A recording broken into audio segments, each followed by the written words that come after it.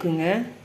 எறா தொக்கு எப்படி செய்யுதுன்னு சொல்கிறேன் பாருங்கள். ஒரு 4 வெங்காயம் 3 தக்காளி நல்லா பொடியாக நறுக்கிக்குங்க. இது வந்து ஒரு 1/2 கிலோ எறாக்கு நான் சொல்கிறேன். இதில் வந்துட்டு பூண்டு உரித்து வச்சுக்கணும். பூண்டை வந்துட்டு ஒரு கட்டி பூண்டை நல்லா தட்டி வச்சுக்கணுங்க. நான் தட்டி தான் போடுவேன். வாணலில் பட்டை, லவங்கம், ஏலக்காய், இலை, பிரிஞ்சி இலை அதை வந்துட்டு ஒன்று ஒன்று போட்டு தாளிச்சிட்டு அந்த எண்ணெயில் வெங்காயம் போடணுங்க. வெங்காயம், தட்டி வச்சுருக்க பூண்டு, இது ரெண்டுத்தையும் போட்டு நல்லா கலர் சேஞ்ச் ஆகிற அளவுக்கு ப்ரௌன் கலர் ஆகிற வரைக்கும் நல்லா ப்ரௌனிஷாக எடுத்துகிட்டு அது கூட தக்காளியை போடணுங்க. நல்லா வதக்கணும். லைட்டாக உப்பு சேர்த்து வதக்கினீங்கன்னா சீக்கிரம் ஆகும். வதக்கிட்டு நல்லா வதங்கினதுக்கப்புறம் கழுவி வச்சுருக்கிற எறாவை அதில் சேர்க்கணுங்க. உங்களுக்கு விருப்பப்பட்டாக்கா 2 பச்சை மிளகாவை கூட கீரி சேர்த்துக்கலாம்.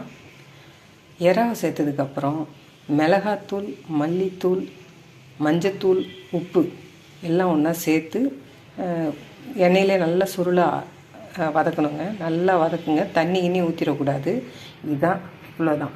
நல்லா எறா வேகிறதுக்கு டைம் எடுக்காதுங்க. உடனே வெந்துடும். நல்லா டேஸ்ட்டான சூப்பரான எறா ரெடி. மேலே மல்லித்தழையை விட்டு இறக்க வேண்டியதாங்க. இவ்வளோ டேஸ்ட்டாக இருக்குது. பார்க்கவே செம்மையாக இல்லை?